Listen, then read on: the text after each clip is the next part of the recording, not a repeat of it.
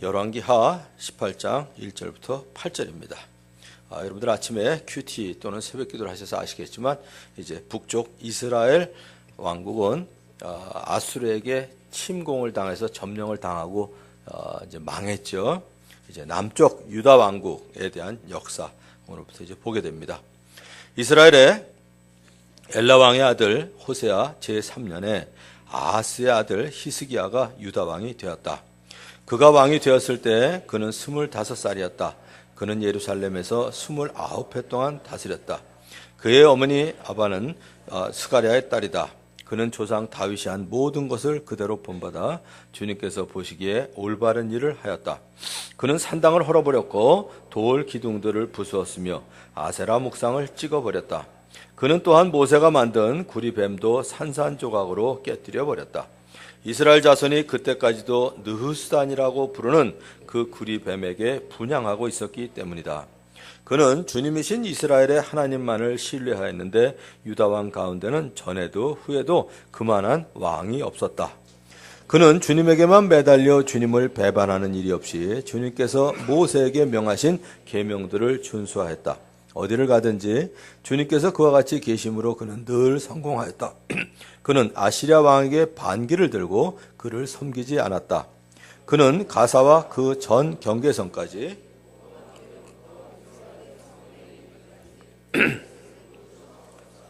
아멘. 다시 한번 말씀드리자면 이스라엘은 솔로몬 이후에 남쪽 유다 왕국하고 북쪽 이스라엘 왕국으로 갈라졌습니다. 북쪽 이스라엘 왕국의 첫 번째 왕 여러분들 잘 아시죠? 느밧의 아들 여로보암. 하도 많이 나와가지고 아마 귀에 못이 박히도록 아마 기억나는 이름이 여로보암일 거예요. 좋은 뜻으로 이렇게 기억이 나면 좋은데 항상 악한 일을 할 때마다 느밧의 아들 여로보암 왕의 길로 행하여 악을 행하였다. 계속 나오는 얘기입니다. 여로보암의 마음에 왜 이렇게 여로보암이 이렇게 욕을 먹냐 하면 여로보암의 마음에 잘못하면 자기 왕국이 다시 다윗 가문으로 돌아갈지도 모른다는 생각이 들었습니다. 왜냐하면 남쪽 유다 왕국은 계속 다윗의 가문에 의해서 이어졌거든요. 백성이 예루살렘에 있는 주님의 성전으로 제사를 드리러 올라갔다가 그들의 마음이 그들의 옛 주인인 유다 왕 르호보암에게 솔로몬의 아들이 르호보암이죠. 그래서 르호보암에게서 갈라져 나간 나라가 여로보암이 이끄는 이름이 비슷해서 아마 어떤 때는 헷갈리실 거예요. 남쪽은 르호보암, 북쪽은 여로보암. 그래서 이제 거기 올라갔다가 옛 주인인 유다 왕 르호보암에게 돌아가는 날이면 그들이 자기를 죽이고 그리고 유다 왕 르호보암에게로 돌아갈지도 모른다는 두려운 마음이 생긴 거예요. 그래서 이제 여로보암 왕이 궁리를 한 끝에 금송아지 2개를 만들었어요. 금송아지 2개를. 그런데 여러분들이 성경 읽다 보면 참 사람이 재밌어요. 처음에는 금송아지 2개를 만들었는데 그 다음에는 금송아지를 금으로 만들까요? 사람들은 안 그러죠. 나중에 또 다 쇠로 만들어요, 그거를. 이게 성경 읽다 보면 야, 사람들 심리가 예나 지금이나 다 똑같은 것 같아. 나중에 그냥 쇠로 만들어요. 여기 보면 그래가지고 금송아지상 2개를 만들고 백성에게 이렇게 얘기합니다. 예루살렘으로 올라가는 길은 너희에게 너무 번거로운 일이다. 이스라엘 백성들아, 너희를 이집트에서 구해주신 신이 여기에 계신다 하고 말했습니다. 그리고 금송아지상 2개를 하나는 이것도 참 어이가 없는 일이에요. 금송아지를 어디에 두냐면 하나님의 집이라고 하는 베델의 뜻이 하나님의 집입니다. 거기에 두고 다른 하나는 단에 두게 된 거예요.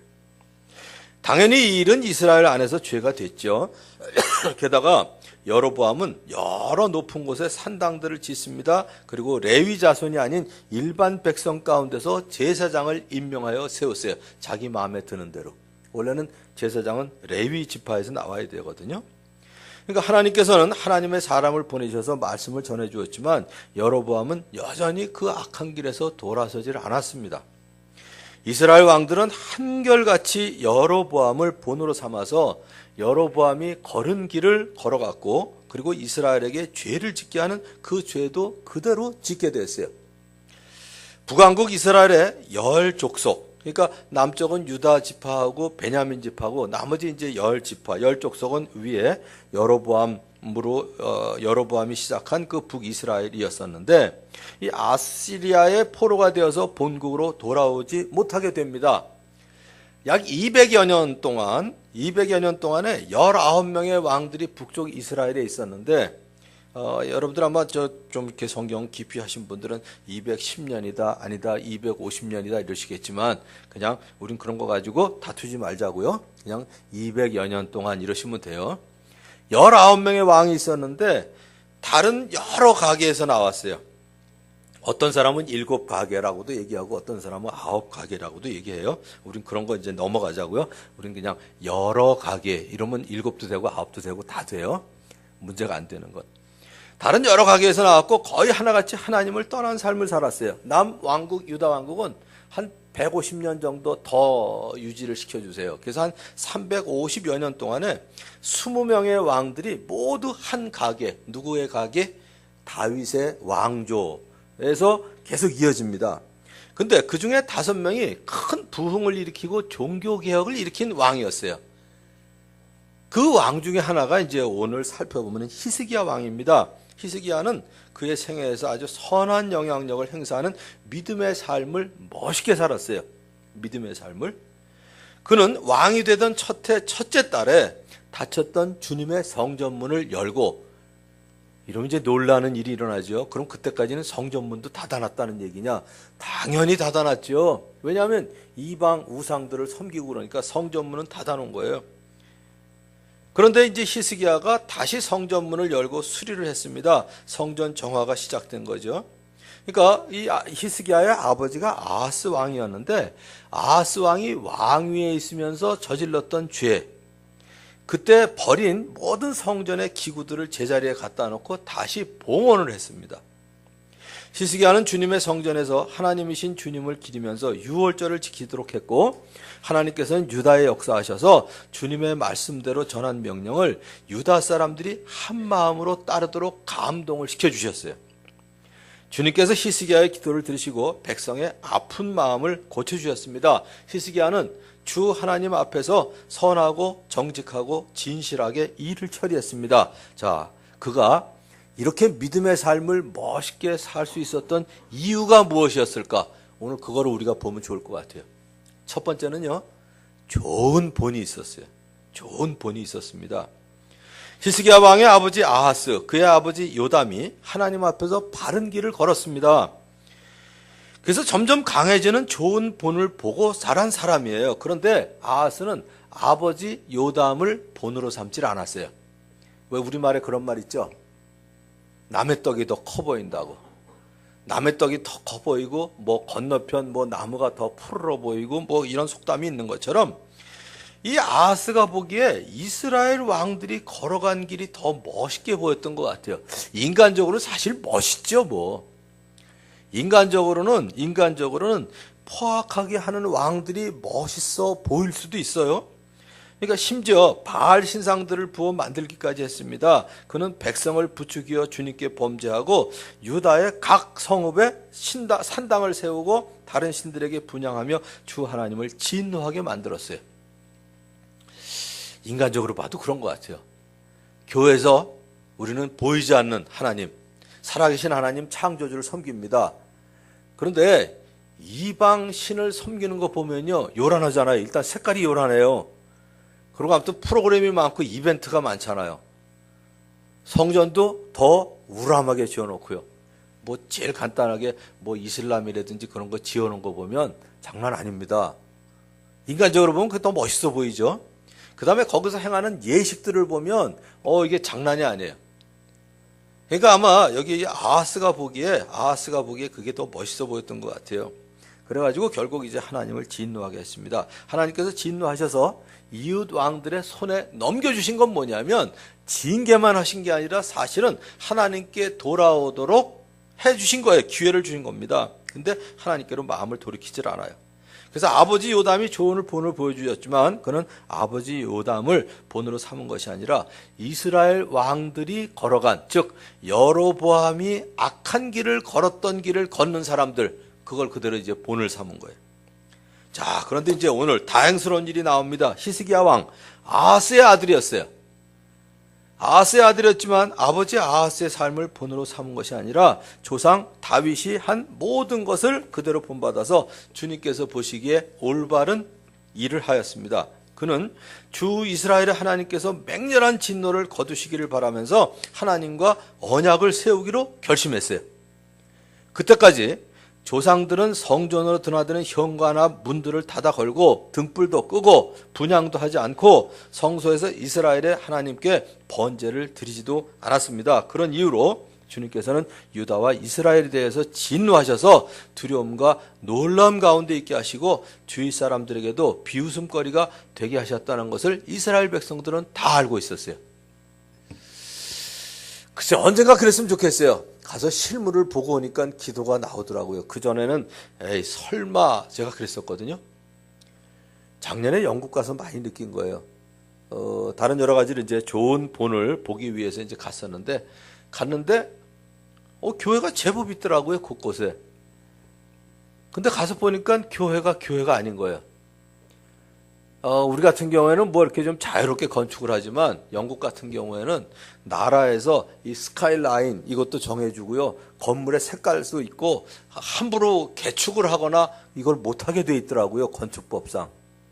그러니까 옛날 교회가 이렇게 보면 교회로 그냥 있는 거예요. 그래서 봤더니 내부 인테리어를 싹 고쳐서 하나는 슈퍼마켓이 됐더라고요. 너무 가슴이 아픈 거예요. 겉으로 보기에는 그냥 십자가 있는 그냥 교회당인데 그냥 봐도 교회당이에요. 너무 속상해요. 근데 어떤 데는 갔더니 건물은 그대로인데 속은 인테리어를 다 바꾸고 술집으로 바뀐 데도 있더라고요. 그러니까 여기 이스라엘 백성들이 했던 게 이제 바로 그거였어요. 뭐냐면 이스라엘도 아니고 유다 백성들이 한 게 뭐냐면 특별히 아하스 때 성전으로 드나드는 현관과 문도 그냥 닫아 걸고요. 등불도 끄고 분향도 안 하고 그러니까 뭐 아무런 예배를 드리질 않은 거예요. 건물만 그냥 성전으로 있는 거죠. 그러니까 이제 주위 사람들에게도 그거 보나마나 이제 비웃음거리가 되고 이제 조롱거리가 되는 거죠. 그런데 다행스럽게도 히스기야 왕은 다윗 왕을 본으로 삼지 않았습니다. 주님께서 다윗 왕에게 지시하신 대로 레위 사람들을 시켜서 주님의 성전에서 악기들을 연주하게 했습니다. 일찍이 다윗 왕의 선견자 갓과 나단이라는 예언자를 시켜서 주님께서 다윗 왕에게 명령하신 그대로 했습니다. 이스라엘의 다섯 왕이 만든 악기 연주 소리가 다윗 왕이 만든 악기 연주 소리가 울려 퍼지자 온 회중이 함께 예배를 드렸어요. 좋은 본이 있고 그 본을 따라서 하면 좋은 작품이 나오게 됩니다. 우리의 삶도 마찬가지예요. 누구를 본으로 삼고 사느냐에 따라서 우리의 삶도 그 열매가 결정이 됩니다. 예수님께서 나는 마음이 온유하고 겸손하니 내 멍에를 메고 나한테 배워라 이렇게 말씀하셨습니다. 예수님을 본으로 삼고 사는 사람은 예수님을 닮아갈 수 있습니다. 예수님 자신이 말씀하신 대로 예수님의 온유한 마음 그리고 겸손한 마음을 닮아가고 예수님의 성품뿐만 아니라 예수님의 사역과 모든 것을 배우는 여러분들이 되시기를 주님의 이름으로 축원합니다. 그래서 예수님의 성품을 담도록 성령의 열매도 주셨고 예수님의 사역을 담도록 성령님께서 우리에게 은사를 주셨습니다. 바울은 주님을 알고 주님의 부활의 능력을 깨닫고 주님의 고난에 동참해서 주님의 죽으심을 본받는 것을 바랐어요. 그리고 예수님을 닮으려고 했던 바울이 빌립보 교인들에게 이렇게 말합니다. 여러분은 나에게서 배운 것과 받은 것과 듣고 본 것들을 실천하십시오. 그리하면 평화의 하나님께서 여러분과 함께 하실 것입니다. 여러분 어떻게 생각하세요? 사도 바울이 내게 배운 거 받고 듣고 본 바를 그대로 행해라. 교만하게 들리시나요? 전 여러분 모두가 이런 삶을 사셨으면 좋겠어요.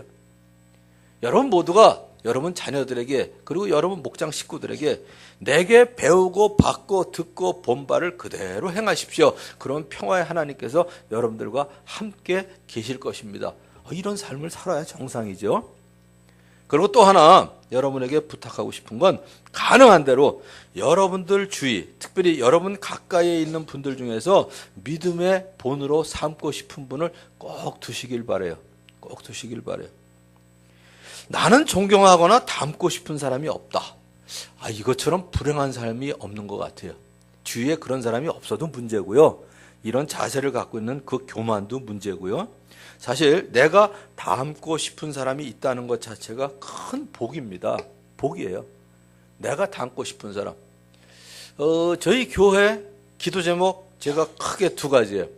하나는 저나 우리 교육자들이나 우리 장로님들, 초원지기들이 정말 우리 교인들에게 존경받고 사랑받는 사람이 됐으면 좋겠다. 하나 그거예요. 또 하나는 뭐냐면 여러분들이 이 다운 교회에 속해 있는 거에 대해서 좀 자부심을 가질 수 있는 교회가 됐으면 좋겠다. 이 두 가지가 소원이고 기도 제목이에요. 한번 보세요. 여러분들이 사업을 하신다면 어떤 회사가 되기를 원하세요? 경영자가 일단 존경받고 사랑받아야죠. 우리 사장은 맨날 이러고 살아봐요. 사장도 문제고 직원도 문제예요.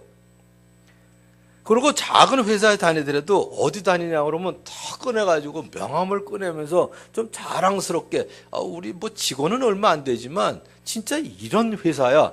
좀 이렇게 다닐 수 있는 회사, 즐겁게 의미 있게 보람 있게 다닐 수 있는 회사가 되면 좋잖아요. 가정도 마찬가지예요. 너희 집 어디냐? 너희 집에 대해서 얘기 좀 해봐라 그러면 우리 아빠 엄마요. 그리고 좀 자랑할 수 있고 존경할 수 있고 좀 이렇게 내놓을 수 있는 아빠가 되면 제일 좋죠. 제일 좋죠. 뭐 옛날에 우리 동화책인가요? 읽은 거 있잖아요. 저쪽에서 뭐 아버지가 오시니까 친구들하고 같이 가면서 씩 지나가면서 저쪽에서 모르고 부르니까 그러고 지나가니까 저분 누구냐 하니까 내가 아는 아저씨야. 이 얘기 들을 때 얼마나 실망스러워요. 우리 애들이 갑자기 대광고등학교 다닐 때 4박 5일 동안 늘 심령 수련회라는 게 있어요. 마지막에. 그게 있을 때 이제 마지막 전날 밤에 꼭 부모들을 오게 하는 데가 있거든요. 그래서 저희 아내가 하도 가자 그래서 같이 갔어요. 같이 갔더니 남자라고는 저밖에 없더라고요. 요새는 뭐 남자들이 많이 간다고 그러는데 그때만 해도 저밖에 없었어요. 그래도 아무튼 갔어요. 거기 아주 가슴 뭉클한 일이 있었는데 전 지금도 기억이 나요. 자기 아버지가 맨홀 뚜껑을 열고 이제 하수구 청소하시는 분이었대요. 청소하시는 분. 그래서 학교 특별히 뭐 등굣길에는 그런 일이 없는데 하굣길에 이렇게 오다 보면 동네 맨홀에서 하수구 청소하는 자기 아버지가 너무 창피했다는 거예요. 그래서 늘 이렇게 조금씩 돌아가고 뭐 이렇게 마주치면 그냥 조금 모른 척하고 지나가려는데 어느 날 고3 때 자기 마음속에 자기 아버지에 대해서 가지고 있는 자기의 태도에 대해서 반성을 하게 되더래요. 저렇게 꾸준히 일을 하면서 우리들을 키우시는구나 이 생각이 들어서 그날부터 가다가 꼭 가방을 옆에다 놔두고 아버지를 거들고 갔다는 얘기를 들으면서 걔도 울고 아무튼 다 울었어요. 그날. 멋있잖아요. 뭘 하든 하는 일 때문에 그런 게 아니라 정말 그런 일을 꾸준히 일을 해가면서 자식들을 키우는 아버지가 얼마나 존경스러워요. 얼마나 존경스러워. 저도 사실은 그랬었어요. 우리 아버지가 매너를 하시진 않았지만 우리 어머니가 8남매 중에 6번째니까 제가 우리 어머니가 당연히 연세가 많으실 수밖에 없죠. 근데 대방 초등학교 다닐 때 거기 전부 해군본부, 공군본부가 있었거든요. 그러니까 애들이 거의 장교들의 자녀였었어요. 그러니까 엄마 아빠가 얼마나 쌩쌩하고 세련돼 있어요. 근데 저희 어머니는 초등학교도 못 나오시고 한글을 모르셨거든요. 그런데도 늘 계주를 하시면서 제가 어릴 때부터 뭘 시켰냐? 산수 계산을 시키셨어요. 이자가 얼마인가, 얼마를 보여야 되나. 그래서 여러분들 산수를 잘하게 하시려면 계주가 되시면 돼요. 그래서 어릴 때부터 애들을 산수를 시키세요. 저 아주 셈이 빨라요. 가끔 저희 아내가 그러는데 어떻게 그걸 벌써 계산하냐고. 우리 교회 승훈 형제도 가끔 놀래요. 저한테 우리 며느리도 그러고. 제가 초등학교 2학년 때부터인가 아무튼 초등학교 내내 아무튼 계 모임 할 때마다 계산한 게 제가 이제 그때부터 계산을 했거든요. 암산도 무지하게 빨라요. 뭐 한 5년 정도 중학교 가기 전까지는 했던 것 같은데. 그런데 한 가지 문제는 뭐였었냐면 우리 어머니는 글씨도 모른다, 나이가 많다. 이것 때문에 제가 초등학교에 오는 걸 한 번도 원하지 않았어요. 아마 그것 때문에 제가 그랬던 것 같아요. 아예 안 오셔도 돼요. 근데 어머니만 안 오셔도 돼요가 아니고 그냥 안 오셔도 돼요. 그러니까 저는 초등학교 졸업식 때 또 아무도 안 왔고 군대 갔을 때도 면회 한 번도 안 오고 아무튼 제 문화를 제가 그냥 만들어 놓은 것 같은데, 그런데 제가 크고 나서 제가 중학교 졸업식 때 회개를 한 것 같아요. 우리말로 하자면. 그때 제가 은메달을 개근상으로 받으면서 무슨 생각을 했냐면, 내가 새벽부터 나오는데 우리 어머니 저 한 번도 찬밥 데워서 먹이신 적이 없어요. 아침에 늘 해서 먹이셨거든요. 그러니까 이건 내가 개근한 게 아니라 우리 어머니가 개근하신 거다. 그 정도 개근이 아니라 제가 유치원부터 19년을 개근을 했거든요. 우리 어머니가 지금 97세신데 전 지금도 공경해요. 지금도 사랑해요. 왜요? 우리 어머니가 개근하신 거거든. 그러니까 여러분들 마음속에 꼭 그 마음을 가지시고, 여러분 가까이 있는 분들 중에 믿음의 본 꼭 삼으시기 바라요. 내 가까이에 정말 존경하거나 닮고 싶은 사람이 없다. 이거는 이것처럼 불행한 일이 없습니다. 꼭 여러분 주위에. 그리고 우리 교회는 닮아가고 싶은 선배 가정교회가 있고, 또 닮아가고 싶은 가정교회 목사님들이 계신 거 정말 저는 큰 복이에요. 일부 예배 때는 안 계셔서 마음 놓고 얘기하자면, 우리 최영기 목사님이 제가 본으로 삼고 싶은데 늘 앞에 앉아 계시니까 너무 좋아요. 그래서 제가 부탁을 했거든요. 설교하고 나고 그다음에 예배 마치고 나면 코멘트 좀 해주세요. 아예. 그러니까 어떤 때는 아주 그냥 길게 해주세요. 어떤 때는 마음에 또 부담이 되시나 봐. 이런 거 얘기해. 너무 감사합니다. 그리고 다시 이제 보내드리면 감사하다니까 내가 조금 더 쓸게. 그러고 한 번 더 해주시면 너무 좋아요. 그 코멘트 제가 지금 계속 보관해 갖고 있으면서 가끔 그래요. 물론 제 상황을 모르시기 때문에 뭐 이렇게 얘기하신 건 그거 사실은 이래서 아직 제가 못하고 있는 겁니다. 또 얘기도 하고요. 코멘트 해주실 분이 있다는 게 얼마나 좋은지 몰라요. 존경하면 잔소리가 안 되더라고요. 내가 사랑하면 그게 잔소리가 안 되더라고요. 내게 교훈이 되죠. 자, 두 번째는 주님께 연합한 삶을 살아야 됩니다. 오늘 우리가 읽은 세번역 6절 한번 다시 보세요. 6절에 보면, 그는 주님에게만 매달려 주님을 배반하는 일이 없이 주님께서 모세에게 명하신 계명들을 준수하였다. 이렇게 말씀하고 있습니다. 저는 세번역을 볼 때 개역 성경이나 개정 성경을 반드시 같이 봐요. 물론 영어도 이제 같이 보긴 하는데, 개역 성경에 보면 곧 그가 여호와께 연합하여 그에게서 떠나지 아니하고 여호와께서 모세에게 명령하신 계명을 지켰다. 이렇게 기록되어 있습니다. 저는 이 단어가 참 좋아요. 매달려. 이게 의미가 참 여러 가지 의미가 있어요. 그런데 개정 성경에는 뭐라고 되어 있냐면 연합하여 이렇게 되어 있거든요. 연합하여 배반하는 일이 없이 모세에게 명하신 계명들을 준수했다. 히스기야는 백성들과 함께 성전을 정화시켰습니다. 성전을 재봉헌했어요. 그리고 이스라엘 전역에 명령을 선포해서 모두 함께 예루살렘으로 와서 주 이스라엘의 하나님 앞에서 유월절을 지키도록 했습니다. 히스기야가 한 일 산당을 헐어버렸죠. 돌기둥들을 부수었습니다. 아세라 목상을 찍어버렸습니다. 백성들이 분향을 하고 있는 것 중에 한 가지 또 어이없는 게 하나 있었어요. 뭘까요? 구리뱀을 섬기고 있었던 거예요. 이스라엘 민족들이 출애굽해가지고 쫙 가고 있을 때, 에돔 땅을 이렇게 돌아서 가려고 홍해 길을 따라 나아가고 있을 때, 길을 걷는 동안에 백성들의 마음이 문제가 항상 이거예요. 몹시 조급했어요. 왜 돌아가냐 이거예요. 왜 돌아가냐. 이게 항상 하나님의 시간을 기다리지 못하면 조급해져요. 우리 문제가 항상 왜 생겨요? 조급해서 생겨요. 하나님의 때를 기다리지 못하는 걸 뭐라고 그래요? 조급이라고 그래요. 하나님의 방법대로 하지 않는 걸 뭐라고 그래요? 이걸 부정이라고 그래요. 하나님이 주시는 걸로 만족하지 못하는 걸 뭐라고 그래요? 이걸 욕심이라고 그래요.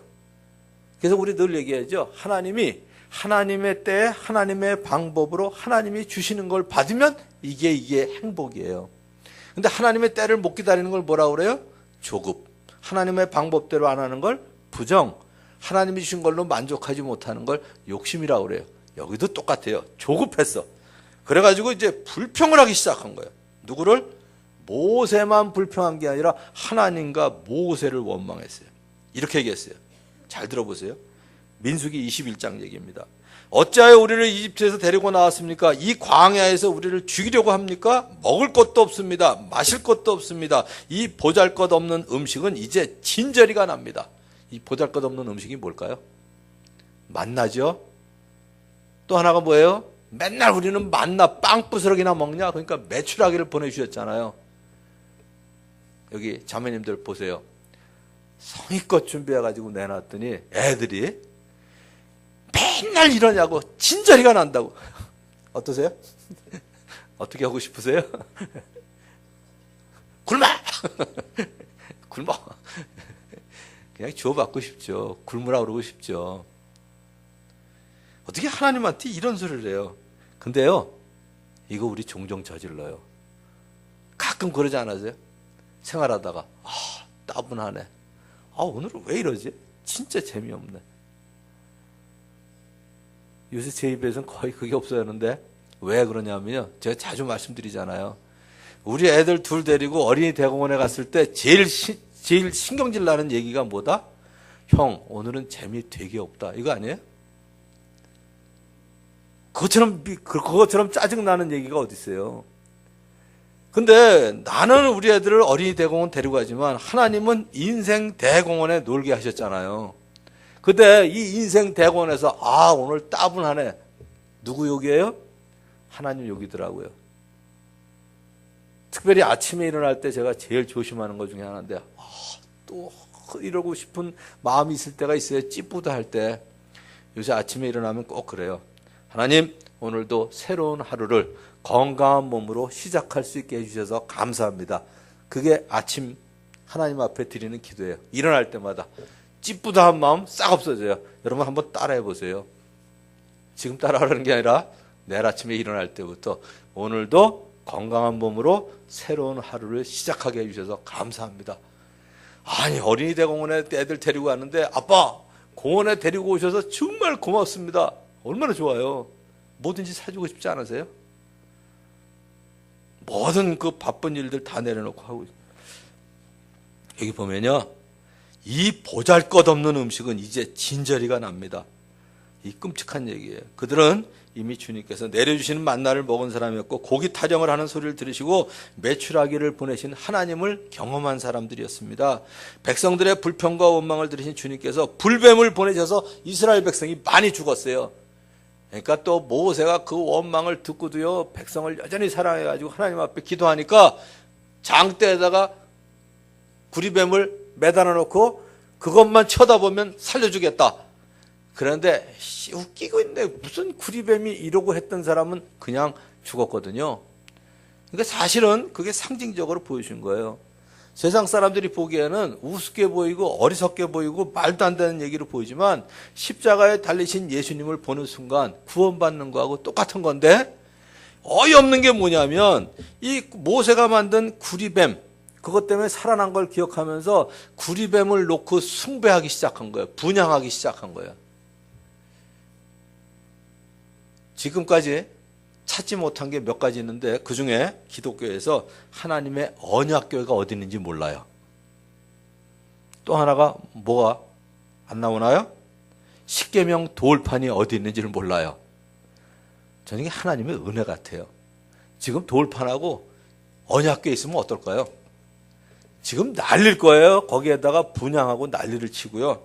제가 베들레헴에 갔을 때 아주 웃기는 일이 하나 있었는데, 예수님의 탄생지라고 알려진 곳, 여러분들 가끔 그 그림으로 보셨죠? 사진으로. 어떻게 되는지 아세요?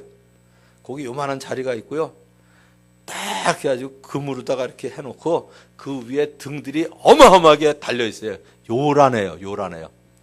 가서 보는 순간 전부 거기서 또 사진 찍죠? 예수님이 태어나신 장소라고. 전 정말 싫더라고요. 예수님이 태어나셔도 이런 데서는 절대로 안 태어나시겠다. 예수님이 금으로 장식된 거기 태어나셨을까요? 인간들을 구원하셔서 마국간에 태어나셨는데 사람들은 그 자리가 그 자리라고 그냥 난리를 법석을 떨었더라고요. 그래서 하나님의 언약궤 그리고 십계명 돌판이 어디 있는지 아무도 모르게 하신 건 하나님께서 일부러 숨기신 것 같아요. 거기에 분향하고 절하고 제사 지낼까 봐 하나님께서 숨겨주신 것이 분명합니다. 그런데 유다 왕 가운데 전에도 후에도 그만한 왕이 없다고 할 정도로 히스기야 왕은 주님께 연합한 삶을 살았습니다. 연합이라는 게 뭐냐? 이제 오늘 설명드릴 거예요. 하나님을 경험하는 삶 공부하신 분이 제법 계시죠. 그죠? 하나님을 연합하는 삶, 하나님을 경외하는 삶, 하나님을 경험하는 삶을 공부하면서 제가 첫 단원에서 그냥 인간적인 얘기하자면 깨진 게 바로 그거예요. 감동을 받은 게 뭐냐면 하나님을 경험하는 삶, 책 속에 뭐라고 나오냐면 내 인생을 향한 하나님의 뜻은 무엇일까? 그동안 많이 질문했던 거 아니에요?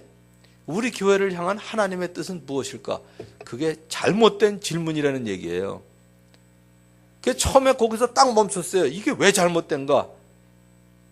그 뒤에 나오는 내용이 뭐냐면 일단 하나님의 뜻을 파악하면 내 인생을 하나님께 맞출 수가 있습니다. 일단 하나님의 뜻을 파악하면 내 인생을 하나님께 맞추어서 갈 수가 있거든요. 그러니까 하나님이 원하시는 건 뭐예요? 나는 마음이 온유하고 겸손하니 온유하고 겸손하기를 원하세요. 또 우리 교회가 어떠기를 원하시냐? 하나가 되기를 원하세요. 두 번째, 진리의 말씀으로 거룩하게 되기를 원하세요. 그리고 우리 교회를 통해서 많은 세상 사람들이 구원받기를 원하세요. 이게 예수님의 기도 세 가지예요. 그러면 우리 교회 거기다 맞추면 되는 거죠. 그러니까 하나님이 원하시는 거는 내 삶과 내 마음의 묵상이나 내 입의 말이 하나님이 보시기에 기뻐하셔야 돼. 기쁘게 받으실 수 있고 야 그거 선하다. 야 참 그거 온전하구나. 이걸 원하시면 거기다 맞추면 되는 건데 내 인생을 향한 하나님의 뜻은 무엇일까? 자기중심적이라는 거예요. 보니까 맞더라고요. 자, 이렇게 생각해 보시면 돼요. 우리 교회의 비전과 꿈은 뭐냐? 그거를 우리 장로님들이 이번에 이제 새로 되신 5분이 그걸 우리 교회의 비전과 꿈을 연구하자 이거예요. 그러면 제일 먼저 뭐가 생겨요? 꿈과 비전을 위해서 하나님이 우리 이렇게 꿈과 비전을 정했으니까 하나님 좀 도와주세요. 이렇게 돼요. 그런데 그게 아니라 하나님께서 우리 교회에 요구하시는 게 뭘까? 이걸 먼저 보는 거예요. 하나님의 뜻은 뭘까? 교회. 하나님이 원하시는 거 하나 되기를 원하세요. 그러니까 우리의 꿈과 비전을 막 이루려고 하다가 교인들이 하나가 되지 못하고 장로님들이 하나가 안 되면 안 하면 되죠 뭐 그거. 그거 하느라고 싸우는 것보다는 하나 되는 게 더 중요해요. 왜? 하나님의 뜻이 더 우선이기 때문에. 우리의 비전과 꿈이 더 우선이 아니라. 자, 그러면 아마 여러분들이 이런 질문이 생기실 거예요. 그럼 뭐 꿈과 비전 아무것도 없이 그냥 그럭저럭 살게 되지 않냐? 워낙 우리 산업사회에 살아가지고요. 목표가 있고 목표 지향적인 삶을 살아야 발전이 되지 않냐? 이렇게 되는데 그건 아닙니다. 내 인생도 우리 교회가 하나님께서 원하시는 대로 하나님의 뜻을 먼저 분별하고 거기에 초점을 맞추는 것처럼 내 인생에 대해서도 그래서 지난번에 말씀드린 게 그거예요. 우리 자녀들이 마땅히 행할 길로 인도하자 그럴 때 마땅히 행할 길을 뭐라고 생각해요? 대개 부모님들이 만들고 싶은 자녀 이게 마땅히 행할 길인데 그게 아니다 이거죠. 하나님이 각 애들에게 가지고 계신 그 뜻 그게 마땅히 행할 길이지 우리가 이렇게 만들어야 되겠다 우리 애들을 이게 아무튼 그 묘한 차이를 여러분들이 이해하시길 바라고요. 자 이제 세 번째는 뭐냐면 주님께서 함께 하셔야 된다 이 얘기예요. 어쨌든 제가 아침에 기도하는 거 하나님 저를 향한 주님의 뜻은 뭐예요? 이렇게 물었었어요. 전에는 제가 하나님을 경험하는 삶을 공부하고 난 다음에 질문이 바뀌었어요. 하나님의 뜻을 보여주세요. 그게 그걸 것 같은데요. 엄청나게 달라요. 이렇게 생각하시면 제일 쉬워요. 여러분들의 자녀들이 여러분들에게 와서 아빠 저를 향한 아빠의 계획은 뭐예요? 이렇게 묻는 거고요. 아빠의 뜻은 뭐예요? 이거 묻는 거하고 엄청 달라요. 가만히 앉아서 잘 생각해 보시면 구분이 될 줄로 알아요. 자, 세 번째입니다. 주님과 연합한 삶을 살면 주님께서 함께 하십니다. 이건 아예 외우시기 바라요. 주님과 연합한 삶을 살면 주님은 우리와 함께 하십니다. 히스기야가 왕이 됐을 때 그는 주님, 이제 제가 왕이 되었습니다. 저를 향한 하나님의 뜻은 무엇입니까? 이렇게 묻질 않았어요. 그는 아버지 아하스의 삶은 주님께서 기뻐하시는 삶이 아닌 걸 알았어요. 그래서 조상 다윗이 한 모든 것을 그대로 본받아 주님께서 보시기에 올바른 일을 했습니다. 그것이 하나님을 기쁘게 하시는 삶인 걸 알았거든요. 그래서 왕이 되던 첫째 달에 아까도 말씀드린 것처럼 닫혔던 주님의 성전문들을 다시 열고 수리했고요. 레위 사람들 그들 자신을 먼저 성결하게 하고 더러운 것을 성소에서 말끔히 없애도록 했습니다. 그리고 주님께서 이스라엘 백성들을 선택하셔서 주님께 분향하게 하시고 백성을 인도하여 주님을 예배하게 하신 것, 그걸 다시 깨닫게 해주셨습니다. 해주었어요. 그리고 주님께서 기뻐하시는 삶이 무엇인가를 먼저 알고 그의 자신의 삶을 맞춘 삶을 산 것입니다. 주님께 연합한 삶을 살면 주님께서 함께 하십니다. 히스기야가 그래서 어디를 가든지 주님께서 그와 같이 계심으로 그는 늘 성공하였다고 기록되어 있습니다. 아하스 왕은 아시리아에게 구원을 요청하고 심지어 아시리아 왕을 두려워해서 성전의 구조까지 다 바꿔버렸어요. 그런데 히스기야는 아시리아 왕에게 반기를 들고 그를 섬기지 않았습니다. 하나님의 성전을 관리하는 일이나 율법을 지키는 일이나 하나님을 섬기는 일이나 하는 일마다 최선을 다했기 때문에 하는 일마다 다 잘 되었어요. 자, 여기서 이제 우리가 알아야 될 거, 하나님께서 함께 하셨다고 해서 모든 일이 사람 눈에 보기에 잘 되냐? 우린 딱 하나님이 함께 하셨다 그러면 뭐 돼야 되나요? 결혼 잘해야 돼요. 직장 얻어야 돼요. 합격해야 돼요. 전부 그쪽이에요. 그런데 꼭 그렇게 사람들 눈에 보일 때 잘 되는 것처럼만 보이는 건 아니다 이거죠. 요셉의 삶을 보면 특별히 그래요. 성경에서 제일 좋아하는 인물 그러면 저는 요셉이에요. 주님께서 요셉에게 꿈을 보여주셨죠. 형들과 아버지, 엄마가 다 자기에게 절하는 꿈도 꿨고요. 그런 꿈을 보여주셨는데 그 꿈하고 달리 형들에게 미움을 받아서 구덩이에 쳐넣게 돼요. 거기서 죽는 줄 알았는데 다행히도 이집트로 가는 상인들에게 팔려가기 때문에 목숨은 건집니다. 그런데 그날부터 이제 머슴살이에요. 얼마나 열심히 했는지 아무튼 다 맡기고 가정 총무를 맡겼는데 이 주인 여자가 이상한 걸 요구하는 바람에 이 주인 여자의 욕구를 만족시켜주지 못하는 바람에 모함을 받아서 감옥에 갑니다. 그게 언제냐? 17살이에요. 근데 감옥에서 나온 때가 몇 살이냐면 30살이에요. 17살에서 30살을 머슴살이하고 죄수 생활을 했다 그러면 이건 완전히 황금기를 보낸 건데, 그런데 사실은 그 기간은 주님께서 요셉을 훈련시키는 훈련 기간이었습니다. 주님은 그때마다 요셉과 함께 해주셨고 그가 하는 일마다 잘 되도록 돌봐주셨습니다.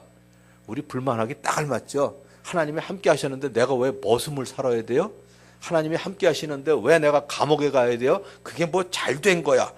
이럴 수 있는데 분명히 그 안에서 하나님께서 모든 걸 잘 되도록 돌봐주셨습니다. 우리 그리스도인들의 성공적인 인생은 하나님의 계획대로 쓰임을 받는 게 성공입니다. 내 비전과 내 꿈에 집착해 있는 사람은 자기의 비전과 꿈에서 벗어나는 환경에 처하면 매우 마음 불편해해요. 그러나 주님의 비전과 꿈을 이루려는 사람은 현재 맡겨진 작은 일에도 성실할 수 있습니다. 하나님께서 왜 이 과정을 겪게 하시나? 의문이 생길 수는 있어요. 그러나 불평하지 않을 수는 있어요. 왜 이 길로 가게 하실까?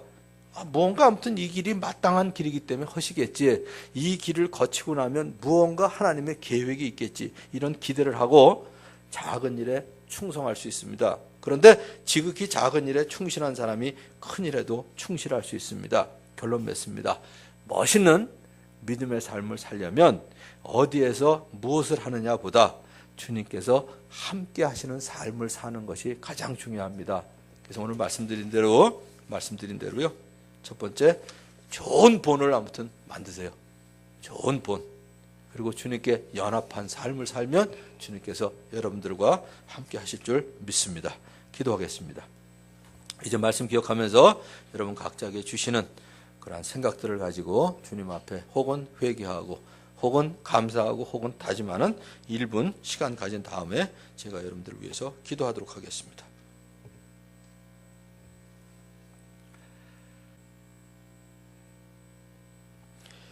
하나님 아버지 감사합니다. 성경에 또 멋있게 믿음의 삶을 산 히스기야 우리에게 좋은 본으로 주셔서 주님 앞에서 참 주님과 동행하는 삶을 다시 한번 생각할 수 있게 하신 것 감사합니다. 아버지 하나님 특별히 우리 가정에서 자녀들에게 우리가 좋은 본이 되게 하시고 또 우리가 같이 있는 공동체에서 교회에서 직장에서 좋은 본이 되는 삶을 살게 하여 주시옵소서. 또 우리가 좋은 본으로 삼고 살 수 있는 그러한 축복도 허락해 주시옵소서. 주님께 연합한 삶을 삶으로써 주님께서 우리와 함께 하시는 그 삶을 살도록 우리의 인생을 복되게 하여 주시옵소서. 예수님의 이름으로 기도하옵나이다. 아멘. 이제 말씀 기억하면서 찬양할 터인데 찬양